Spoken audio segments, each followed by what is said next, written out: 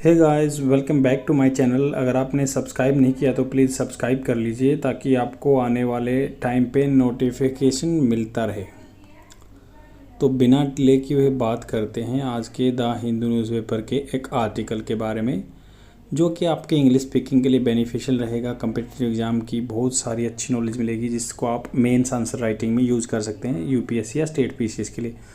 Propelling मतलब आगे धकेलना, propel होता है किसी चीज़ को आगे धकेलना with power of the engine. Propelling India's development the right way, India की डेवलपमेंट को राइट वे, जो ठीक रास्ता उस पर ले जाने की बात कर रहे हैं। तो जैन जोस थॉमस नाम है, ये इकोनॉमिस्ट हैं, इकोनॉमी के बारे में बात करते हैं।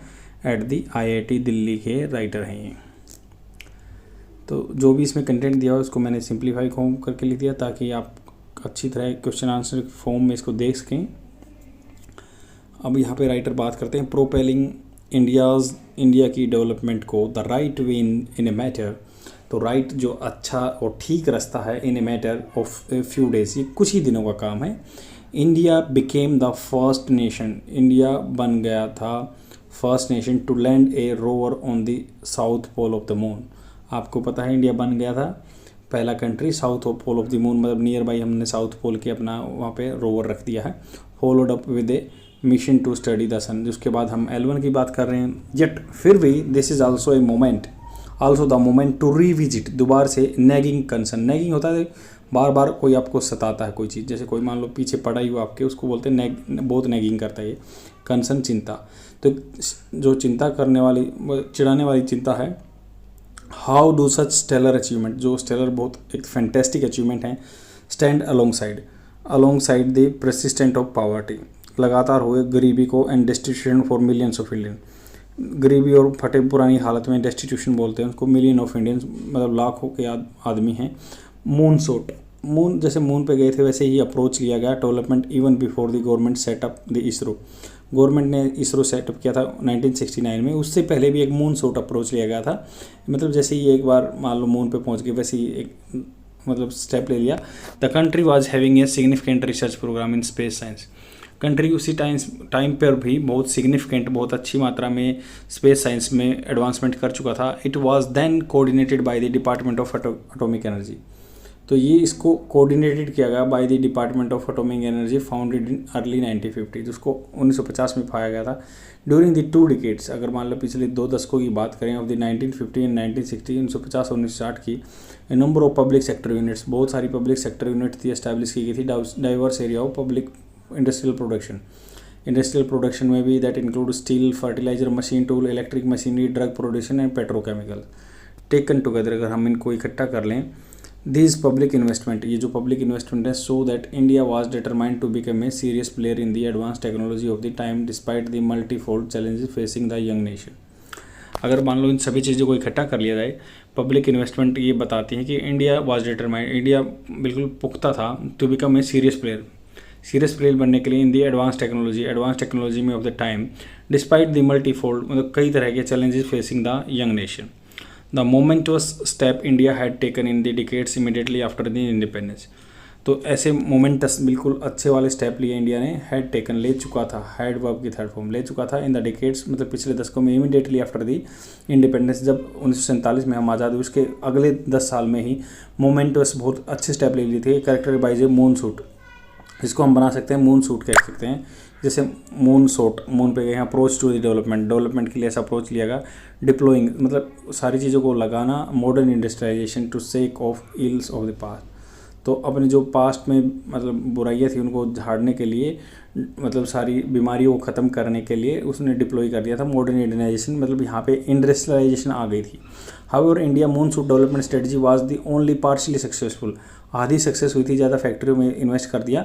It has also been the subject of much criticism, ये मतलब क्रिटिसिज्म का भी, बुराई का भी ओवर द ईयर्स मैटर बना रहा। One was its heavy reliance on the public investment मतलब गवर्नमेंट इन्वेस्ट कर रही थी ज़्यादा।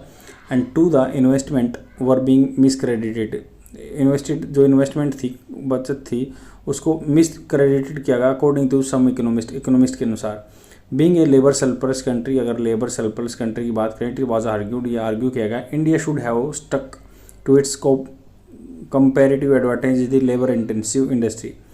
तो ये बात की जा रही है कि लेबर सरप्लस कंट्री है, इंडिया के बारे में आर्ग्यू किया गया, इंडिया शुड हैव इंडिया को स्टक रहना चाहिए टू इट्स कंपेरेटिव एडवांटेज, जो इसके कंपैरिजन में फ़ायदे की एडवांटेज होंगी इन लेबर इंडस्ट्री लेबर, यहाँ पे लेबर बहुत ज़्यादा है, इंटेंसिव जहाँ पे लेबर की ज़रूरत है जिन कामों में, such as garments and footwear, मतलब इतनी जहाँ पे मतलब ज़्यादा टेक्नोलॉजी की ज़रूरत थी वहाँ पे इन्वेस्टमेंट करने की ज़रूरत नहीं थी। हम कपड़ा और जूते में भी, फुटवेयर में भी इन्वेस्ट कर सकते थे rather than squandering the country's scarce saving. मतलब थोड़ा ही पैसा था इंडिया के पास, कैपिटल टेक्नोलॉजी इंटेंसिव इंडस्ट्री में नहीं करना चाहिए था।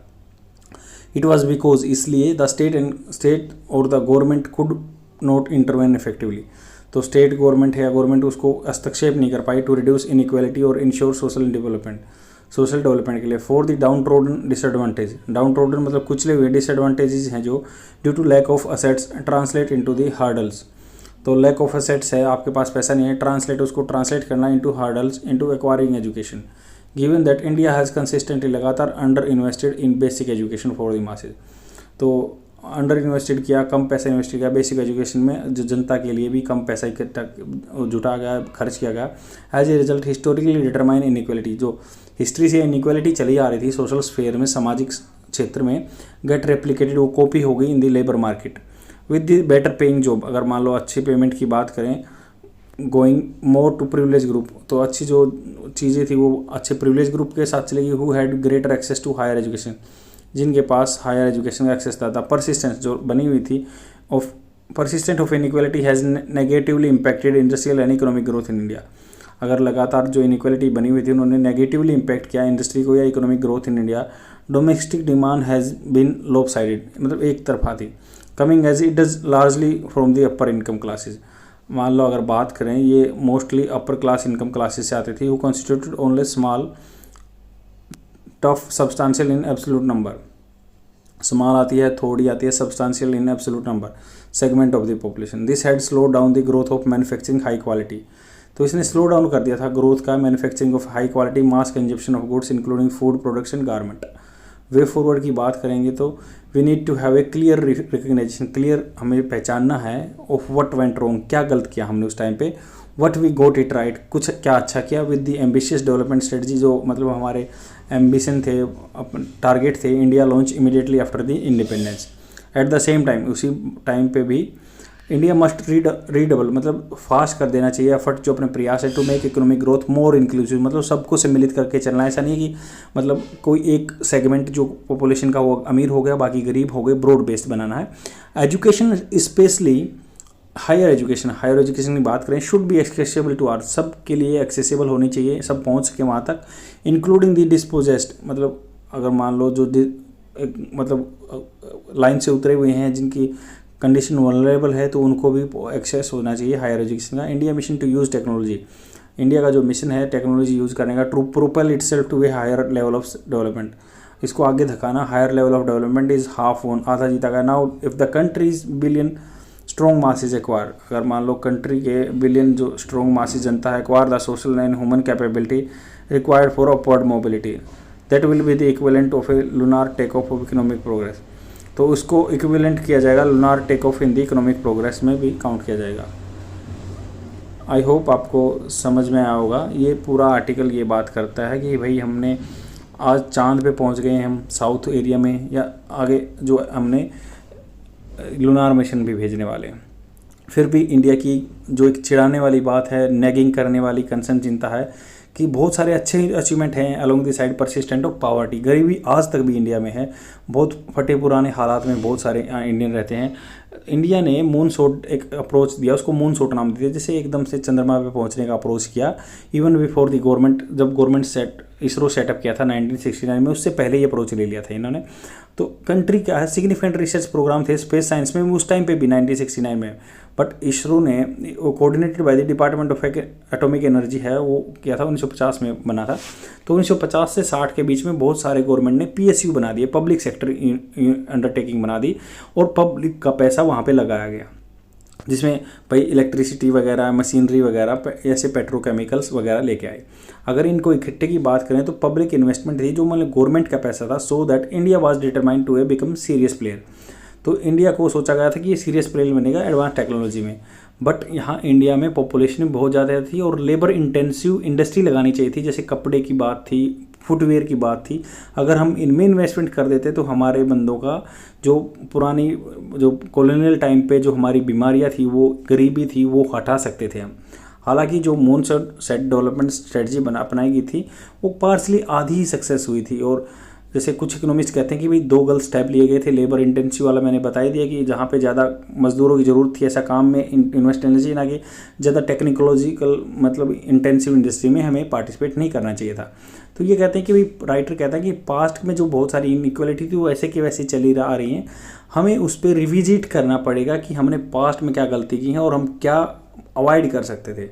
सबको साथ में लेके चलना है। सबसे बड़ी कमी करी कि यहाँ पे एजुकेशन पे पैसा कम लगाया गया। जो जनता थी उसकी एजुकेशन पे पैसा लगाते तो वो अपने आप आगे एडवांसमेंट कर जाते। तो अभी जो भी है आधी से ज़्यादा जनता इसी वजह से बहुत गरीब थी। आई होप आपको समझ में आओगा हमें आगे आगे क्या क्या करना चाहिए और क्या कैसे प्रोग्रेस हो सकती है इंडिया की। तो शेयर जरूर कर दें अपने फ्रेंड में और डेली देखते रहो। Thank you very much.